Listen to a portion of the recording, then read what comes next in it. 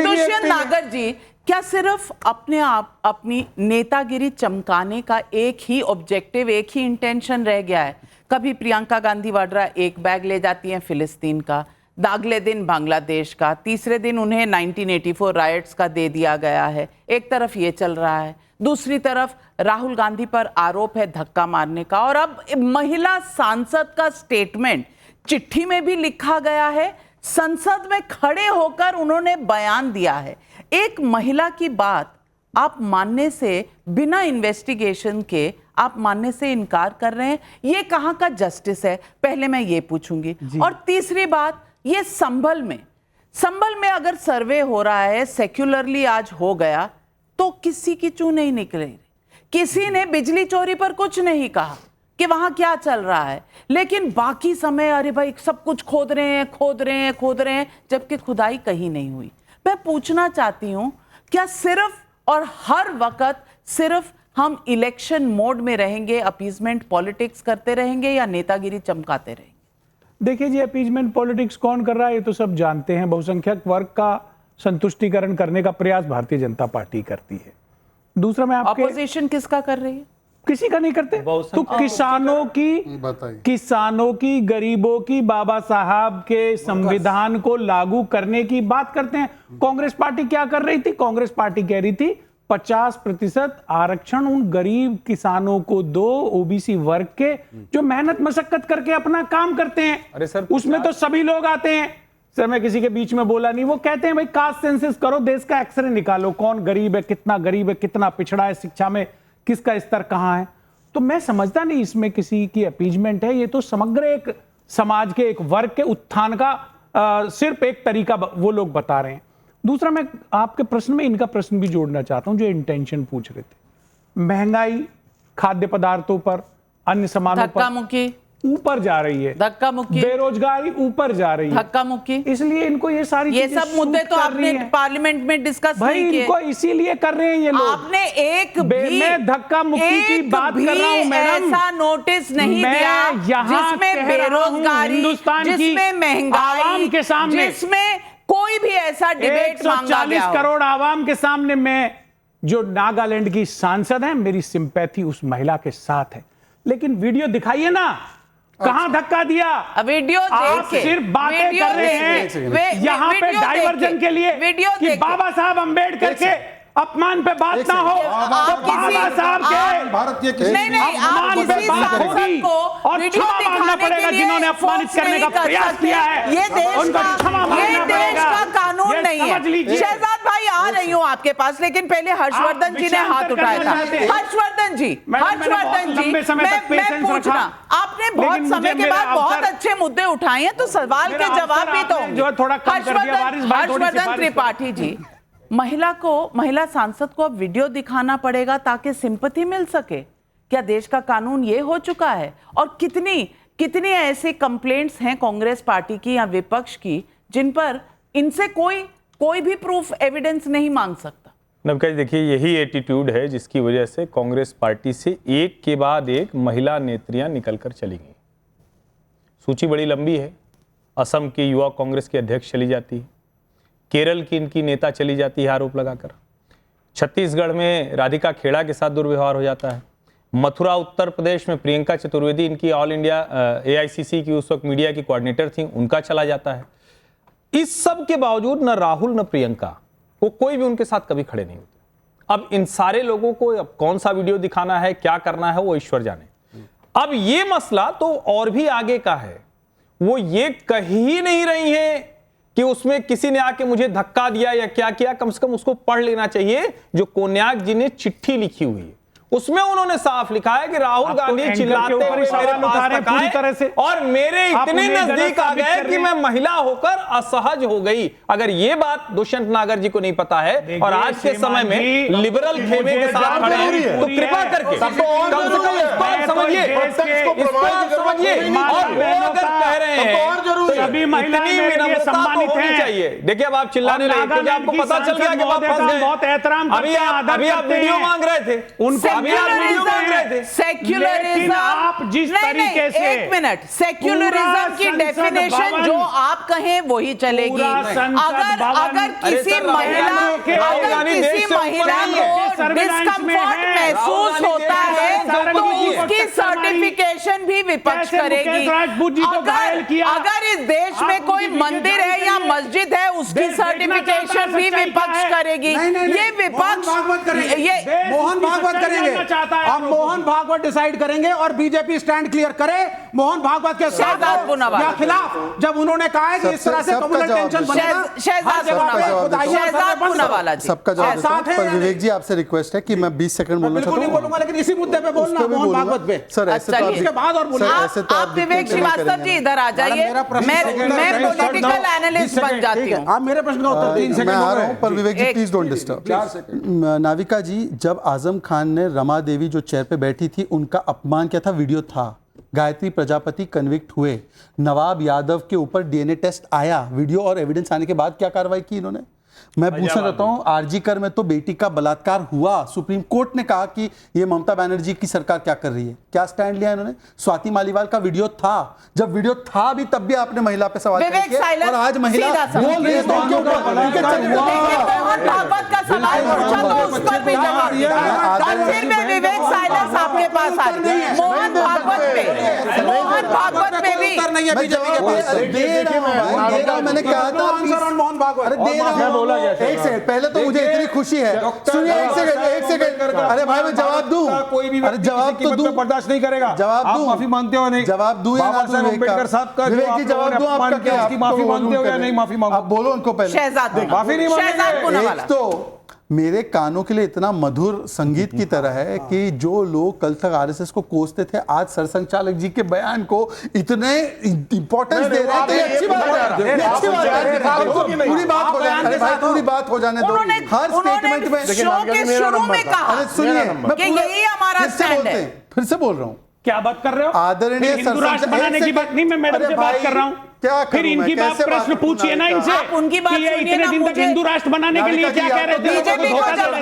BJP को जवाब देना है ना। मैं कह रहा हूं कि इतने प्रतिभाशाली लोग और इतने अच्छे अच्छे पॉइंट्स पर 20 सेकंड नहीं रुक पाते, मतलब उनको इंटरप्ट करने के बिना कोई और चारा नहीं। जल्दी है ना सत्ता पाने की। नहीं, जल्दबाजी से कुछ नहीं होता। इनको जल्दी राज्यसभा बनेगी। जल्दी के चक्कर में जवाब दीजिए, हंगामा न कर दें, जल्दी के चक्कर में ठीक नहीं। मैं पूछना चाहता हूं कि महाराज बैठ जाते हैं हम तो, पंडित जी आप तो बिल्कुल ही हमको देखिए बोलने ही नहीं देते भाई। उनको राज्यसभा चाहिए, बोलने दो, बोलो। नहीं, उनको ऐसा है, भदौरिया जी वाला अवार्ड चाहिए दुबई में। मैं समझ राज्यसभा। देखिए मुझे राज्यसभा मिले ना मिले मेरी चिंता छोड़ दो, आप कम से कम गणपति बापा मौर्य बोलने की इजाजत ले लो ओवैसी साहब। आज भारत जिंदाबाद, हिंदुस्तान जिंदाबाद। चलिए अच्छी बात है, यही बोलते रहो और अपने कम से कम सांसदों से वंदे मातरम भी निकालना शुरू करो। क्या होगा उससे? भारत माता की जय तो बोलते नहीं, क्या होगा बोलने से? युवा को रोजगार मिल जाएगा, युवा को रोजगार मिल जाएगा, बेरोजगारी खत्म हो जाएगी। आप जवाब नहीं दे रहे, जवाब देने से डर रहे हैं। कैसे दूं? आप डाइवर्ट मत होइए, आप जवाब दिए। और थोड़ा सुनना पड़ेगा 20 सेकंड में। आदरणीय सरसंघचालक मोहन भागवत जी ने जो बोला है उसमें गलत क्या बोला है, और यही तो हमारी पार्टी की लाइन है। पार्टी की लाइन यही है कि हम लोग कानूनी रूप से अगर कोई विषय सामने आता है तो वो विषय तो कोई संघ के या कोई भारतीय जनता पार्टी के लोग नहीं ले जा रहे। हिंदुओं को उतना ही अधिकार है अपने विषयों को लेके जाना कोर्ट में जितना कि वक्फ को अपनी जमीन क्लेम करना है। एक सेकंड, कैसे मोहन भागवत ने कहा है कम्युनल डिसहार्मोनी फैल जाएगी, इसलिए अयोध्या के बाद हर जगह से करके ये मस्जिद और इसके सर्विस बंद करो। लेकिन विवेक श्रीवास्तव जी, नाविका एक सेकंड, कॉन्ट्रडिक्शन। नाविका सुनिए, विवेक जी मोहन भागवत जी ने बोला कि एक जगह पर दूसरी जगह के प्रमाण ढूंढना ये कॉन्फ्लिक्ट क्या होगा? सुनिए ना, सुनिए, हाँ ना, तो फिर मंदिर में जाके वक्फ की जमीन ढूंढना क्या है? ओके, तो हम वो बोलो वो कॉन्फ्लिक्ट है, बोलो क्या भी वक्त बेसिकली आरएसएस और बीजेपी में निपटा चुका है, क्रिएट कर रहे हैं इस मुद्दे पर। मैं सुनवाई देती हूँ। मोहन भागवत जी ने क्या कहा, किसको कहा, क्या मतलब था, सब समझ जाएंगे। पहले वाला भी सुनो, 4 बच्चे पैदा करो, 3 कम से कम, वो भी सुनो। वो भी जर जगाला पाहिजे असेल तर आपल्या देशात याचं मॉडेल उभं करायचं म्हणजे ही हार्मनी आपल्या देशात असली पाहिजे.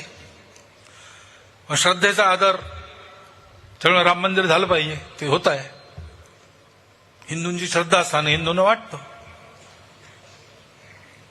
परंतु असं केलं म्हणजे हिंदूमध्ये नेता होता येतं म्हणून, किंवा अतिरेकी भूतकाळाच्या ओझ्याच्या परिणामामुळे अतिरेकी तिरस्कार, द्वेष, शत्रुता, संशय याच्या पोटी रोज एक नवीन प्रकरण काढणे हे कसं चालेल? हे नाही चालणार.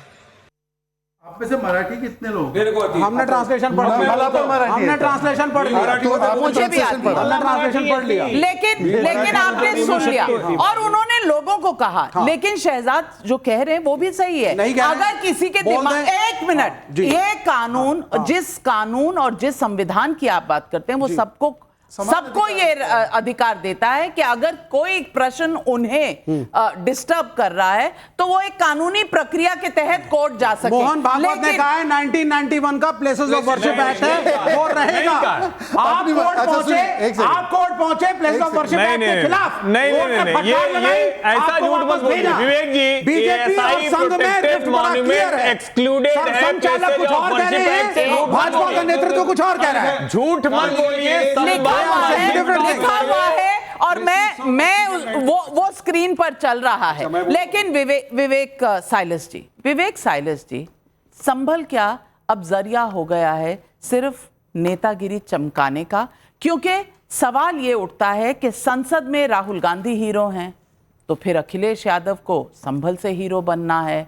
उधर प्रियंका गांधी वाड्रा भी आ चुकी हैं। उधर जहां आप चुनाव लड़ने जाते हैं वहां असदुद्दीन ओवैसी साहब, वारिस पठान की पार्टी भी घुस जाती है। मुसलमान इधर उधर जा रहा है तो हर कोई चाह रहा है कि भाई अपीजमेंट करो और सारे मुसलमानों को अपने पास रखो और एक कंपटीशन छिड़ गया। देखिए, अपीजमेंट की पॉलिटिक्स कौन करता है 2024 के चुनाव में हमने देख लिया था, जब माननीय प्रधानमंत्री बोल रहे थे कि वो आएंगे और आपकी बहू बेटियों को उठा के ले जाएंगे, आपका मंदिर सूक्त ले जाएंगे, मुजरे तक उतर आए थे। तो किस तरह से वो राजनीति कर रहे थे, अपीजमेंट कौन कर रहा था, सब देख लिया। झारखंड के चुनाव में भी देख लिया। लेकिन देखिए, आपने शुरू में मंदिरों की बात की, मंदिरों को कैसे छुपाया जा सकता? जो लावारिस मंदिर है, मैं तो अपील करूंगा योगी आदित्यनाथ जी से, जिसमें पुजारी नहीं है, भक्त नहीं है, उसको तत्काल प्रभाव से खोला जाए, उसमें पुजारियों का अपॉइंटमेंट किया जाए। और जैसे आंध्र प्रदेश में, एक मिनट नाविका जी, बहुत जरूरी है, जैसे आंध्र प्रदेश में भारतीय जनता पार्टी मौलानाओं को सैलरी दे रही है, वैसे पंडितों को भी सैलरी मिलनी चाहिए। अगर आप सच्चे हिंदू हैं तो गौरी शंकर की पूजा याचना किसने बंद की थी? मैं वही बस कहने जा रहा था। प्लेसेज ऑफ वर्शिप एक्ट 1991 और 93 में समाजवादी पार्टी की सरकार ने श्री गौरी की पूजा रुकवा दी, जो अब जाकर शुरू हुई है, अदालत के आदेश से शुरू हुई है। कहीं भी कोई खुदाई नहीं हुई है। झूठ बोलना बंद कीजिए, नेशनल टेलीविजन पर जहर फैलाना बंद कीजिए। मोहन भागवत जी जो कह रहे हैं दुरुस्त बात कर रहे हैं, किसी मस्जिद के इंटेंशन वाला थर्मामीटर दीजिए। इंटेंशन क्या था पता है नविका जी? उसका मैं आपको बताता हूँ। 1991 में एक माहौल ऐसा क्रिएट हो रहा था बाबरी के एरा में, हिंदू मुसलमान में डिवाइड, मस्जिद मंदिर को लेके सब लफड़ा। तो एक दोनों सदन में चर्चा चली, लोकसभा राज्यसभा में। चर्चा के बाद ये तय पाया कि 15 अगस्त 1947 तक जितने भी प्लेसेस ऑफ वर्शिप, मॉन्यूमेंट, मस्जिद, दरगाह है, उसका आप नेचर और कैरेक्टर चेंज नहीं कर सकते। ठीक बात है, बराबर। अब वो अभी तक लागू है, हटा नहीं है। उसके दरमियान में आप जाते हो लोअर कोर्ट में सर्वे कराने की एप्लीकेशन डालते हो, सर्वे करने इंटेंशन खत्म हो गया उसका, प्लेसेस ऑफ वर्शिप का। कैसे आ गया? पूजा के लिए नहीं है तो कैसे आ गया? नेचर कैरेक्टर तो कहीं का चेंज ही नहीं हुआ। एक सेकंड, लगातार नहीं बोल सकते, वारिसी लगातार ये तरीका नहीं है। संविधान का सम्मान करो। बोला और जो बाबा साहब अम्बेडकर ने संविधान दिया उनका भी सम्मान करो। बारी में बोलते हैं और दूसरे की बारी में इंटरप्ट करते हैं। वारिस पठान ने बोला कि नेचर नहीं चेंज किया जा सकता, कैरेक्टर, सुनिए ना, कैरेक्टर नहीं चेंज किया जा सकता, डिटरमिन तो किया जा सकता है। नहीं, कैरेक्टर उसी ने कौन चेंज कर रहा है? अरे सर सुनना पड़ेगा सर, हर ये former chief justice D Y Chandrachud ने भी कहा, वो 5 मिनट बोलते हैं, दूसरा एक वाक्य भी ना बोले। ये क्या तरीका है भाई? हमारा भी तो एक अधिकार है ना बात रखने का। एक तो ये बोला, इन्होंने बोला कि कैरेक्टर चेंज नहीं किया जा सकता। किसने कैरेक्टर चेंज करने की बात की है? पर ओरिजिनल कैरेक्टर, ओरिजिनल स्वरूप। और दूसरी बात, जो ये प्लेसेस ऑफ वर्शिप एक्ट है, वैसे तो इस्लाम धर्म का मैं भी अनुयायी हूं, इस्लाम में तो प्लेस ऑफ वर्शिप होती नहीं है, प्लेस ऑफ प्रेयर होती है। वर्शिप या उपासना स्थल तो केवल हिंदुओं की होती है। मतलब ये कानून केवल एक धर्म के खिलाफ, अपनी जगह को मैं आपको बताता हूँ, विवेक जी आपको शायद नहीं पता, एक सेकंड, इस्लाम में उपासना है, इस्लाम में उपासना इबादत है कि नहीं है? इस्लाम में उपासना है तो बोल दो, इस्लाम में उपासना, इस्लाम में उपासना है तो बोल दो। विवेक जी आपको तो पता नहीं, आप नमाज क्या है? नहीं जानते, अल्लाह की इबादत नमाज क्या है? हो जाएगी। नमाज क्या पढ़ते हो ना नमाज? दर्शकों, अभी उन्होंने बताया मैं मुसलमान हूं बहुत बड़ा, चलो पढ़ के दिखाओ। मैं आज इस डिबेट में सिर्फ इतना कहना चाहती हूं कि देश हो, कोई जगह हो, वहां पर बहुत से कंट्रोवर्सीज होंगे, बहुत से सवाल होंगे। जहां 140 करोड़ जनता हो, वहां सवाल भी होंगे, वहां पर बहुत सी तकलीफें भी होंगी।